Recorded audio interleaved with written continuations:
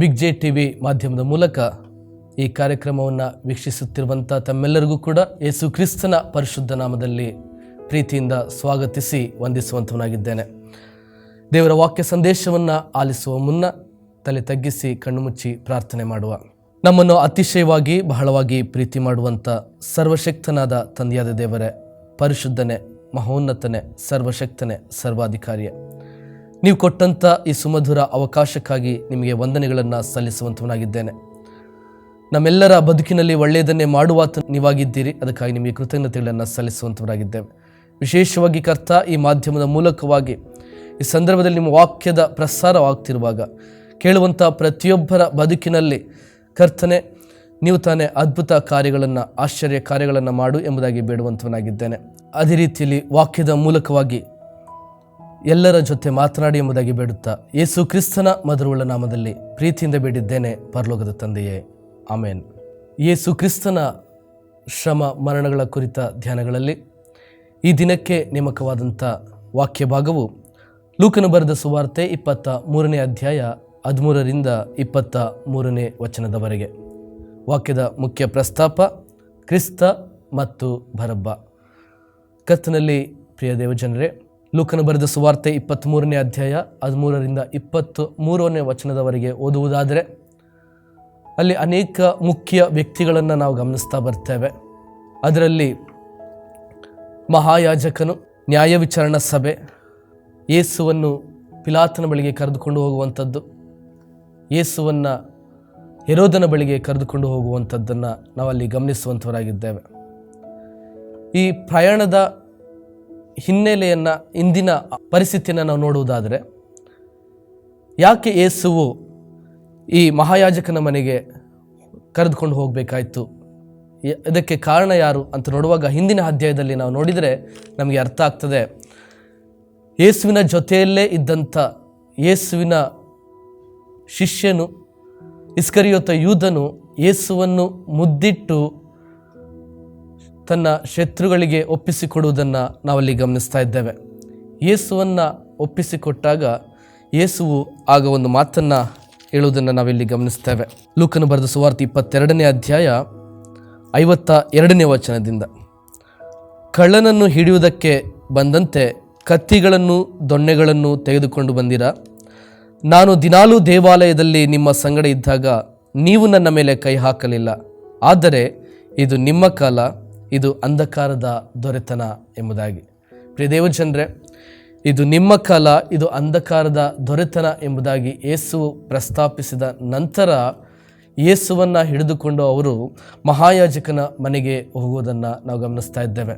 ಯೇಸುವಿನ ಪ್ರಯಾಣದ ದಿಕ್ಕು ಬದಲಾಯಿತು. ಇದಕ್ಕೆ ಮುಂಚಿತವಾಗಿ ಯೇಸುವಿನ ಎಲ್ಲ ಪ್ರಯಾಣವು ಕೂಡ ಆತನು ಮಾಡಿದಂಥ ಸೇವೆಯ ಪ್ರಯಾಣವಾಗಿತ್ತು. ಯೇಸು ಅನೇಕರಿಗೆ ಸ್ವಸ್ಥತೆಗಳನ್ನು, ಅನೇಕರ ಬದುಕನ್ನು ಸುಂದರವಾಗಿ ರೂಪಿಸಿಕೊಟ್ಟಂಥ ದೇವರು ಎಂಬುದಾಗಿ ನಾವು ಗಮನಿಸ್ತಾ ಇದ್ದೇವೆ.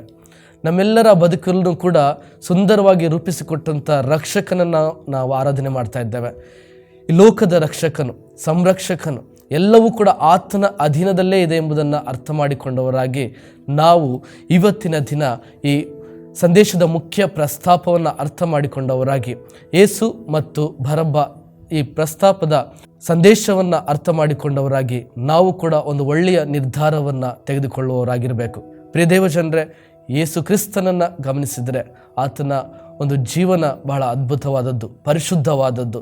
ಆತನ ಒಂದು ಜನನ ಅತ್ಯದ್ಭುತವಾದದ್ದು. ಈ ಲೋಕದಲ್ಲಿ ಯಾರೂ ಕೂಡ ಮಾಡಲಾಗದಂಥ ಕಾರ್ಯವನ್ನು ಯೇಸು ಕ್ರಿಸ್ತನು ಮಾಡಿ ತೋರಿಸಿದನೆಂಬುದಾಗಿ ವಾಕ್ಯದಲ್ಲಿ ನಾವು ಗಮನಿಸ್ತಾ ಇದ್ದೇವೆ. ಯಾರೂ ಕೂಡ ಮಾಡಲಾರದಂಥ ತ್ಯಾಗವನ್ನು, ಪ್ರಾಣ ತ್ಯಾಗವನ್ನು ಶಿಲುಬೆಯ ಮೇಲೆ ಆತನು ಮಾಡಿದನೆಂಬುದಾಗಿ ನಾವು ನೋಡ್ತಾ ಇದ್ದೇವೆ. ನಮ್ಮೆಲ್ಲರ ಪಾಪಗಳನ್ನು ತೊಳೆದು ಆತನು ನಮ್ಮೆಲ್ಲರಿಗೆ ವಿಮೋಚನೆಯನ್ನು ದಯಪಾಲಿಸಿದನು, ಪರಲೋಕದ ಮಾರ್ಗವನ್ನು ತೋರಿಸಿದನು, ನಿತ್ಯ ಜೀವಕ್ಕೆ ನಾವು ಸೇರುವ ಹಾಗೆ ಒಂದು ದಾರಿಯನ್ನು ತೋರಿಸಿದನೆಂಬುದಾಗಿ ವಾಕ್ಯದಲ್ಲಿ ನಾವು ಗಮನಿಸುವಂಥವರಾಗಿದ್ದೇವೆ. ಆದಿಕಾಂಡದಿಂದ ಪ್ರಕಟಣೆಯ ಗ್ರಂಥದವರೆಗೆ ಯೇಸು ಕ್ರಿಸ್ತನ ಒಂದು ಮಹೋನ್ನತ ಕಾರ್ಯಗಳನ್ನು ನಾವು ಗಮನಿಸ್ತಾ ಇದ್ದೇವೆ. ಯೇಸು ಕ್ರಿಸ್ತನ ವಿಷಯವಾದಂಥ ವಾಗ್ದಾನಗಳೆಲ್ಲವೂ ಕೂಡ ಹೊಸ ಒಡಂಬಡಿಕೆಯಲ್ಲಿ ನೆರವೇರುವುದನ್ನು ನಾವು ನೋಡ್ತಾ ಇದ್ದೇವೆ. ಅಷ್ಟು ಮಾತ್ರವಲ್ಲದೆ ಯೇಸು ಕ್ರಿಸ್ತನು ನಮ್ಮೆಲ್ಲರ ಬದುಕಿನಲ್ಲಿ ಆತನು ಒಳ್ಳೆಯದನ್ನೇ ಮಾಡಿದ್ದಾನೆ. ನಮ್ಮ ಹೃದಯಗಳಲ್ಲಿ ನಿವಾಸ ಮಾಡುವಂಥ ದೇವರಾಗಿದ್ದಾನೆ. ಅಂತಹ ದೇವರನ್ನು ನಾವು ಆಯ್ಕೆ ಮಾಡಿಕೊಳ್ಳುವುದು ಒಳ್ಳೆಯದೋ ಕೆಟ್ಟದ್ದೋ ನಾವೇ ಒಮ್ಮೆ ಆಲೋಚನೆ ಮಾಡುವವರಾಗಿರಬೇಕು. ಆದರೆ ಪ್ರಿಯ ದೇವಜನರೇ, ದೇವರ ವಾಕ್ಯದಲ್ಲಿ ನಾವು ಗಮನಿಸಿದರೆ 23ನೇ ಅಧ್ಯಾಯದಲ್ಲಿ ನಾವು ಓದಿದಂಥ ವಾಕ್ಯಗಳಲ್ಲಿ ನಾವು ಗಮನಿಸುವಾಗ ಯೇಸುವನ್ನು ಆತನ ಪ್ರಯಾಣದ ದಿಕ್ಕನ್ನು ಬದಲಿಸಿದಂಥ ಜನರು ದೇವರ ಕಾರ್ಯವನ್ನು ಅಡ್ಡ ಮಾಡುವುದಕ್ಕೆ ಆಗಲಿಲ್ಲ. ಎಲ್ಲ ಜನರ ಬಳಿ ಆತನು ಪೆಟ್ಟು ತಿಂದರೂ ಕೂಡ, ಜನರು ಅಪಹಾಸ್ಯ ಮಾಡಿದರೂ ಕೂಡ ಯೇಸುವು ತಂದೆಯಾದ ದೇವರ ಚಿತ್ತವನ್ನು ಮಾಡುವುದೇ ಒಳ್ಳೆಯದು ಎಂಬುದಾಗಿ ಅರ್ಥ ಮಾಡಿಕೊಂಡವನಾಗಿ ಆತನು ಮೌನವಾಗಿರುವುದನ್ನು ನಾವು ಗಮನಿಸ್ತಾ ಇದ್ದೇವೆ. ನಾವು ತೆಗೆದುಕೊಳ್ಳುವಂಥ ನಿರ್ಧಾರ ದೇವರು ಸಹಾಯ ಮಾಡುವಂಥದ್ದಾಗಿರಬೇಕು. ನಮ್ಮ ನಿರ್ಧಾರ ದೇವರ ಕಡೆಗೆ ನಡೆಸುವಂಥದ್ದಾಗಿರಬೇಕು. ನಮ್ಮ ನಿರ್ಧಾರ ಯಾವಾಗಲೂ ಕೂಡ ದೇವರು ನಮ್ಮನ್ನು ಆಶೀರ್ವದಿಸುವ ಹಾಗೆ ಇರಬೇಕು. ತಂದೆಯಾದ ದೇವರ ಚಿತ್ತವನ್ನು ನೆರವೇರಿಸುವುದೇ ಒಳ್ಳೆಯದು ಎಂಬುದಾಗಿ ಯೇಸು ಕ್ರಿಸ್ತನು ತಂದೆಯಾದ ದೇವರ ಚಿತ್ತವನ್ನು ಮಾಡುವುದಕ್ಕೋಸ್ಕರ ಎಲ್ಲವನ್ನ ಬಿಟ್ಟು, ಉನ್ನತ ಸ್ಥಾನವನ್ನು ಬಿಟ್ಟು ಈ ಲೋಕಕ್ಕೆ ಬಂದಂಥ ದೇವರನ್ನು ನಾವಲ್ಲಿ ಗಮನಿಸ್ತಾ ಇದ್ದೇವೆ. ಪ್ರಿಯ ದೇವಜನರೇ, ಜೊತೆಯಲ್ಲಿದ್ದಂಥ ಶಿಷ್ಯರು ಕೈ ಬಿಟ್ಟಿರ್ಬೋದು, ಆದರೆ ತಂದೆಯಾದ ದೇವರು ಕೈ ಬಿಡಲಿಲ್ಲ ಎಂಬುದಾಗಿ ನಾವು ವಾಕ್ಯದಲ್ಲಿ ಗಮನಿಸುವಂಥವರಾಗಿದ್ದೇವೆ.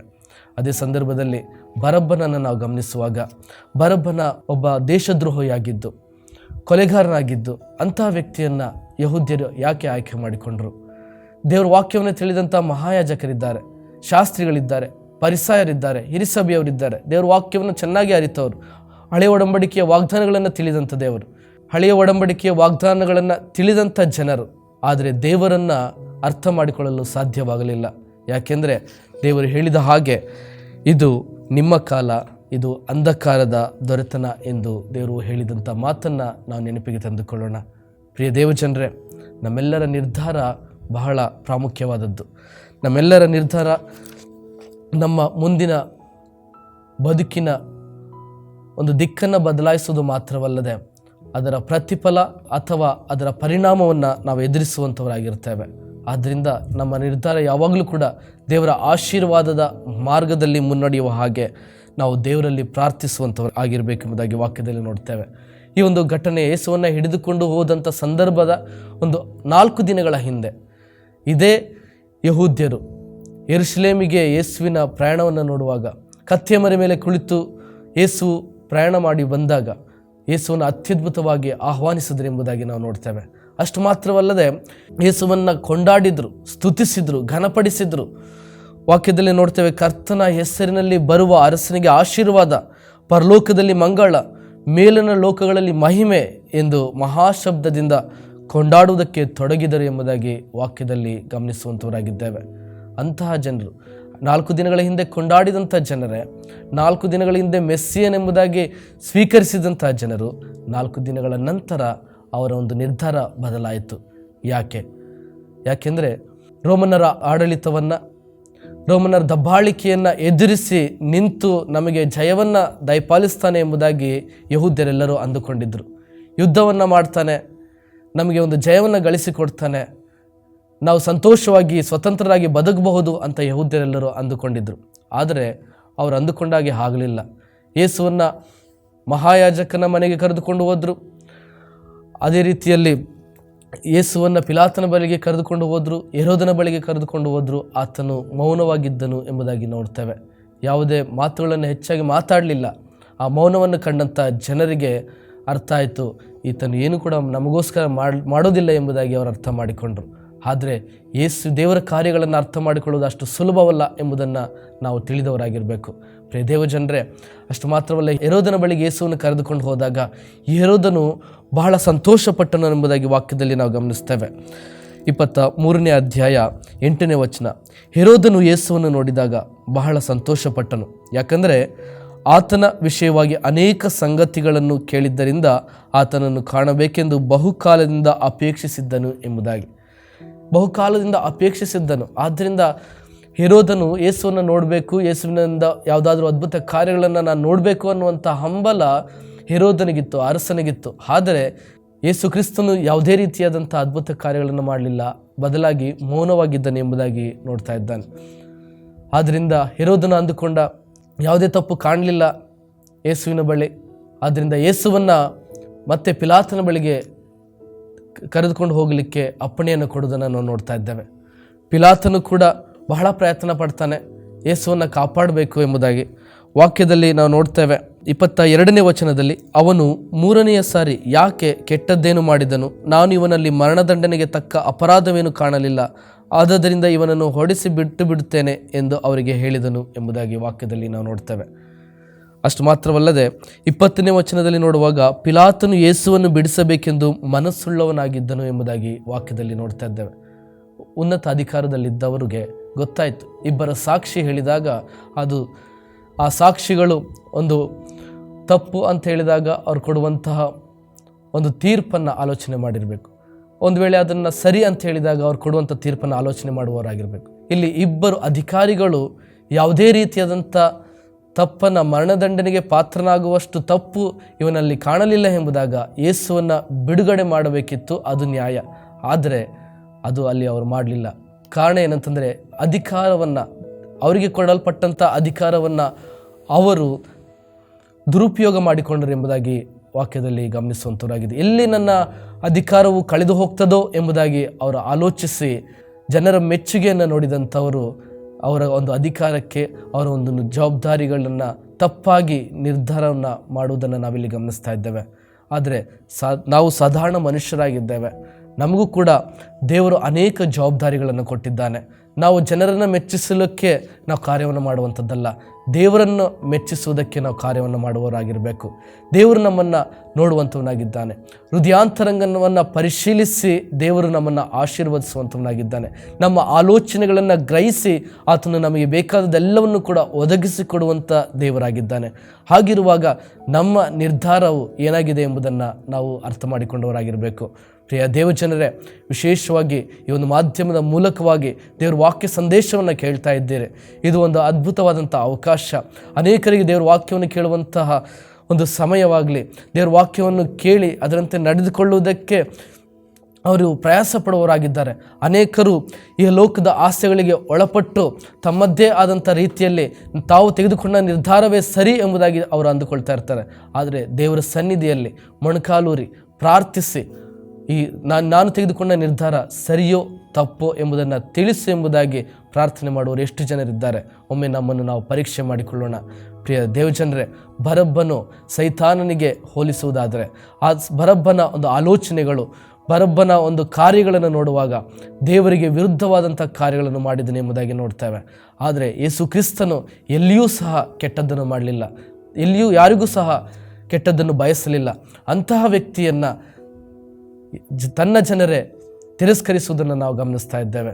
ಆದರೆ ಜನರೆಲ್ಲರೂ ಕೂಡ ಬರಬ್ಬನಿಗೆ ಓಟು ಹಾಕಿ ಆತನನ್ನು ಆಯ್ಕೆ ಮಾಡಿಕೊಳ್ತಾ ಇದ್ದಾರೆ. ಇವತ್ತು ನಮ್ಮ ಆಯ್ಕೆ ಯಾರಾಗಿದ್ದಾರೆ, ಯೇಸು ಕ್ರಿಸ್ತನ ಅಥವಾ ಬರಬ್ಬನ ಎಂಬುದನ್ನು ನಾವು ಆಲೋಚನೆ ಮಾಡುವವರಾಗಿರಬೇಕು.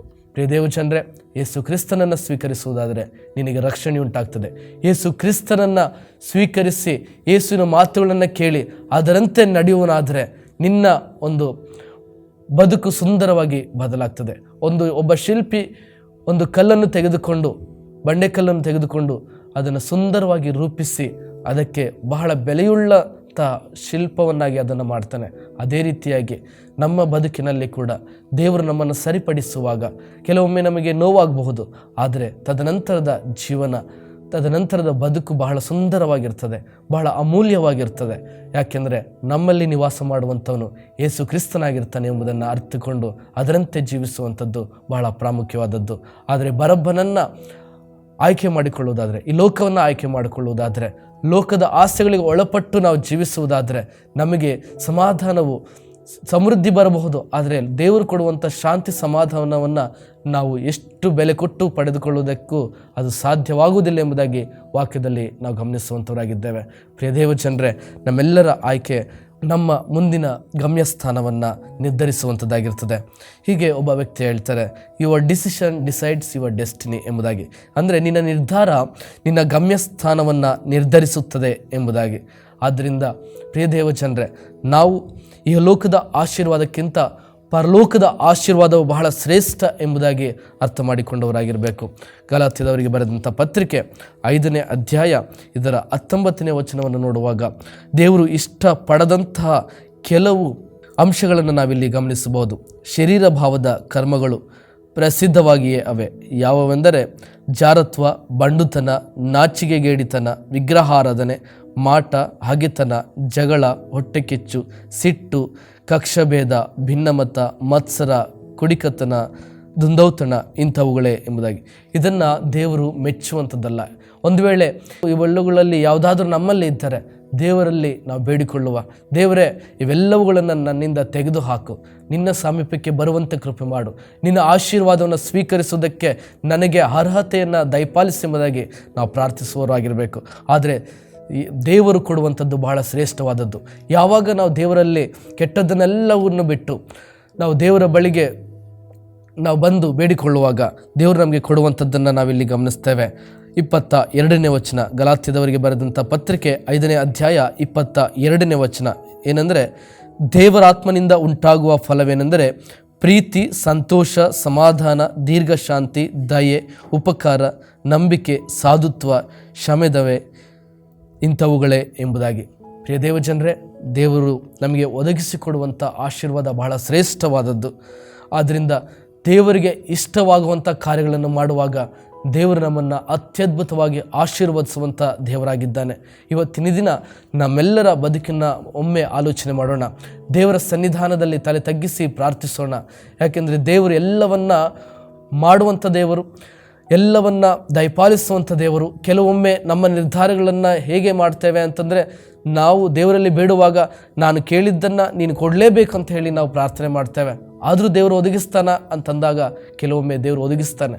ಯಾಕಂದರೆ ಅದಕ್ಕೆ ಬರತಕ್ಕಂಥ ಪರಿಣಾಮಗಳನ್ನು ಅನುಭವಿಸಬೇಕಾದದ್ದು ನೀನೇ. ಆದರೆ ನಾವು ಯೇಸು ಕ್ರಿಸ್ತನಲ್ಲಿ ಬೇಡಿಕೊಳ್ಳೋದೆಲ್ಲವನ್ನು ಆತನು ಅನುಗ್ರಹಿಸಿ ಕೊಡ್ತಾನೆ. ಆದ್ದರಿಂದ ಕ್ರಿಸ್ತನಲ್ಲಿ ಬೇಡುವಾಗ, ಕ್ರಿಸ್ತನೇ ನಿನ್ನ ಚಿತ್ತದಂತೆ ನಾನು ಬೇಡುವ ಹಾಗೆ ಕೃಪೆ ತೋರು ಎಂಬುದಾಗಿಯೂ ಸಹ ನಾವು ಪ್ರಾರ್ಥನೆ ಮಾಡುವವರಾಗಿರಬೇಕು.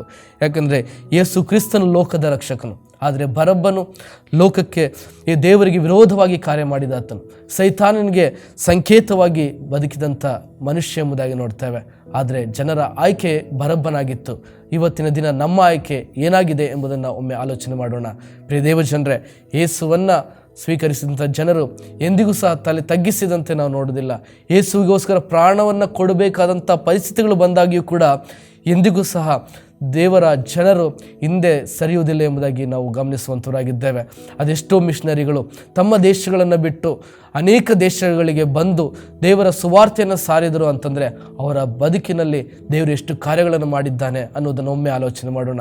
ಇವತ್ತಿನ ದಿನ ನಾವು ಈ ದೇಶದಲ್ಲಿ ನಾವು ದೇವರ ವಾಕ್ಯ ಸಂದೇಶವನ್ನು ಕೇಳ್ತಾ ಇದ್ದೇವೆ ಅಂತಂದರೆ ಕ್ರಿಸ್ತನು ಮಾಡಿದಂಥ ಅದ್ಭುತ ಕಾರ್ಯಗಳನ್ನು ತಿಳಿದಂಥ ಜನರು, ಅದ್ಭುತ ಕಾರ್ಯಗಳನ್ನು ಅನುಭವಿಸಿದಂಥ ಜನರು, ಕ್ರಿಸ್ತನ ಪ್ರೀತಿಯನ್ನು ತಿಳಿದವರೇ ಕ್ರಿಸ್ತನ ಸಂದೇಶವನ್ನು ಸಾರುವವರು ಆಗಿರ್ತಾರೆ. ಯಾರು ಕ್ರಿಸ್ತನ ಪ್ರೀತಿಯನ್ನು ತಿಳಿದವರಾಗದೆ ಲೋಕದ ಕಡೆ ಅವರು ತಮ್ಮ ಆಸೆಗಳನ್ನು, ತಮ್ಮ ಆಕಾಂಕ್ಷೆಗಳನ್ನು ತೋರ್ತಾರೋ ಅವರು ಕ್ರಿಸ್ತನವರಲ್ಲ ಎಂಬುದಾಗಿ ನಾವು ಗಮನಿಸಬಹುದು. ಆದ್ದರಿಂದ ಪ್ರಿಯ ದೇವಜನರೇ, ನಮ್ಮ ಆಯ್ಕೆ ಕ್ರಿಸ್ತನಾಗಿರಲಿ ಎಂಬುದಾಗಿ ನಾವು ವಾಕ್ಯದಲ್ಲಿ ಗಮನಿಸುವರಾಗಿರೋಣ. ಯಾಕೆಂದರೆ ಎಲ್ಲವನ್ನೂ ಕೂಡ ಅತ್ಯದ್ಭುತವಾಗಿ ವಾಕ್ಯಗಳಲ್ಲಿ ಪ್ರಚುರಪಡಿಸಿರುವುದನ್ನು ನಾವು ಗಮನಿಸಬಹುದು.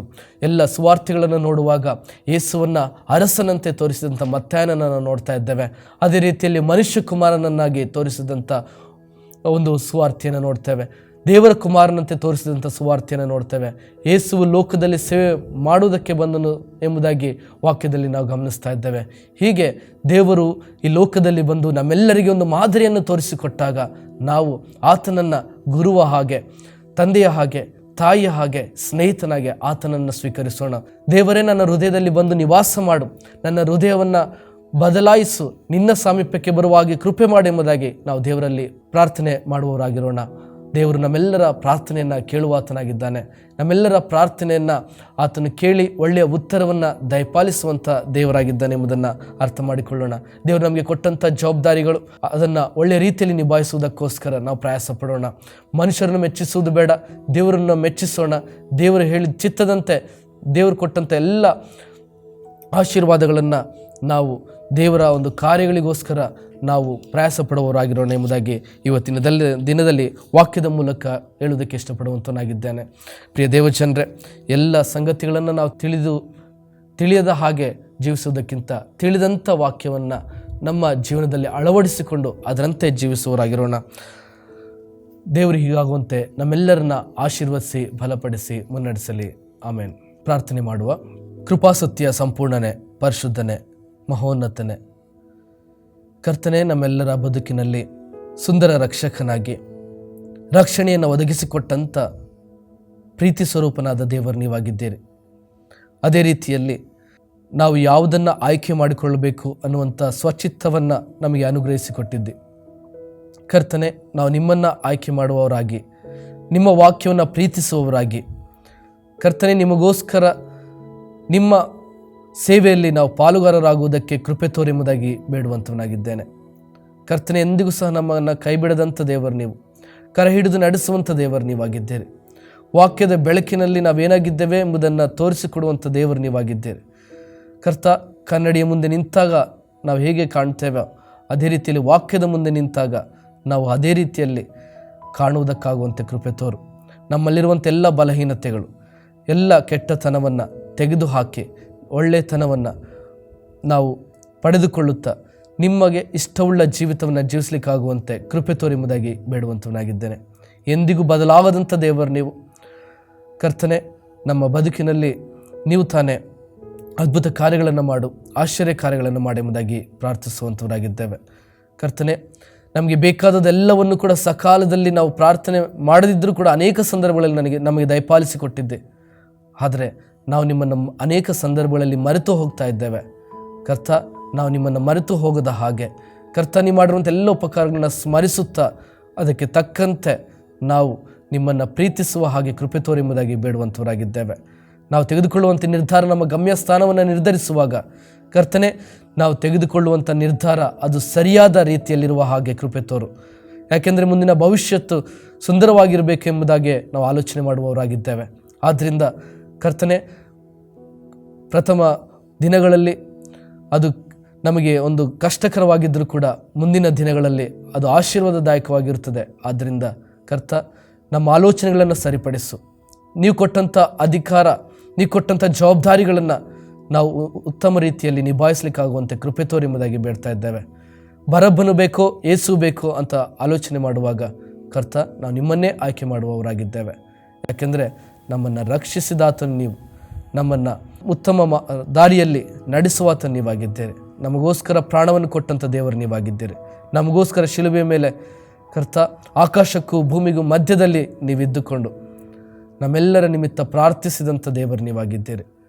ಪರಿಶುದ್ಧ ರಕ್ತದಿಂದ ನಮ್ಮೆಲ್ಲರ ಪಾಪಗಳನ್ನು ತೊಳೆದಂಥ ದೇವರು ನೀವಾಗಿದ್ದೀರಿ. ಕರ್ತನೆ, ಮೂರನೇ ದಿನದಲ್ಲಿ ಪುನರುತ್ಥಾನನಾದಂಥ ದೇವರು ನೀವಾಗಿದ್ದೀರಿ. ಮತ್ತೆ ನಮ್ಮೆಲ್ಲರಿಗೋಸ್ಕರ ಬರುವಂಥ ದೇವರು ನೀವಾಗಿದ್ದೀರಿ. ಅದಕ್ಕಾಗಿ ನಾವು ನಿಮ್ಮಲ್ಲಿ ಕೃತಜ್ಞತೆಗಳನ್ನು ಸಲ್ಲಿಸುವಂಥವರಾಗಿದ್ದೇವೆ. ಪ್ರೇಕರ್ತನೆ, ನಿಮಗೆ ಸ್ತೋತ್ರವನ್ನು ಸಲ್ಲಿಸುವಂಥವರಾಗಿದ್ದೇವೆ. ಸದಾಕಾಲವು ನಿಮಗೆ ಮೆಚ್ಚುಗೆಯಾದಂಥ ಬದುಕನ್ನು ಬದುಕುವುದಕ್ಕಾಗುವಂಥ ಕೃಪೆ ತೋರೆಂಬುದಾಗಿ ಬೇಡುತ್ತಾ, ಈ ಶ್ರಮ ದಿನಗಳಲ್ಲಿ ನಿಮ್ಮ ವಾಕ್ಯ ಸಂದೇಶಗಳನ್ನು ಕೇಳುವಾಗ ಕರ್ತ, ನೀವು ತಾನೇ ನಮ್ಮೆಲ್ಲರನ್ನು ಆಶೀರ್ವದಿಸು. ನಾವೆಲ್ಲರೂ ಕೂಡ ನಮ್ಮನ್ನು ನಾವು ಸರಿಪಡಿಸಿಕೊಳ್ಳುತ್ತಾ ನಿಮ್ಮ ಸಾಮೀಪ್ಯಕ್ಕೆ ಬರುವ ಹಾಗೆ ಕೃಪೆ ತೋರೆಂಬುದಾಗಿ ಬೇಡ್ತೇವೆ. ಅದೇ ಸಂದರ್ಭದಲ್ಲಿ ಈ ಬಿಗ್ ಜೆ TV ಮಾಧ್ಯಮವನ್ನು ಕೂಡ ನಿಮ್ಮ ಕರಗಳಿಗೆ ಒಪ್ಪಿಸ್ಕೊಡ್ತೇವೆ. ಕರ್ತ, ಇಲ್ಲಿ ಕೆಲಸ ಮಾಡ್ತಿರುವಂಥ ಪ್ರತಿಯೊಬ್ಬರನ್ನು ಕೂಡ ನಿಮ್ಮ ಕರಗಳಿಗೆ ಒಪ್ಪಿಸ್ಕೊಡ್ತೇವೆ.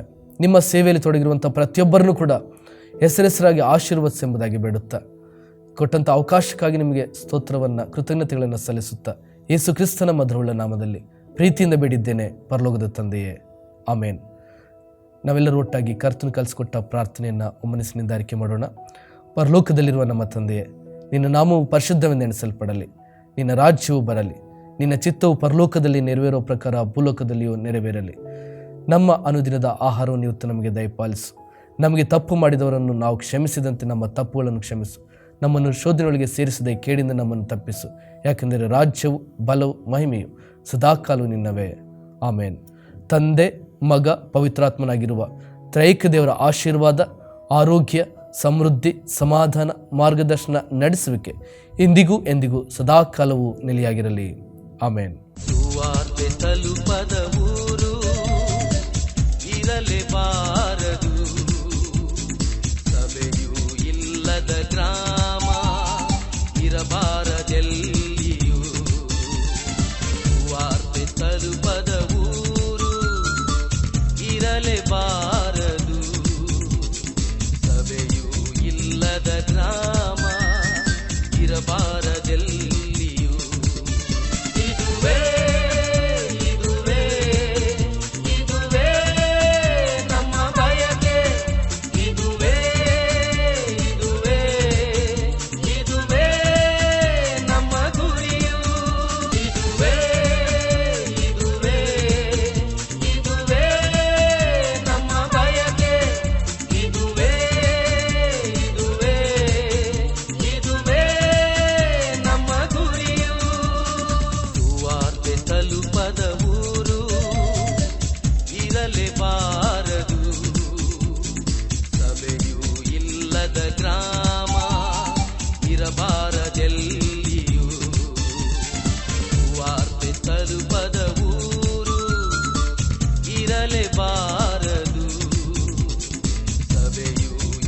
ಇಲ್ಲದ ಗ್ರಾಮ ಇರಬಾರದೆಲ್ಲಿ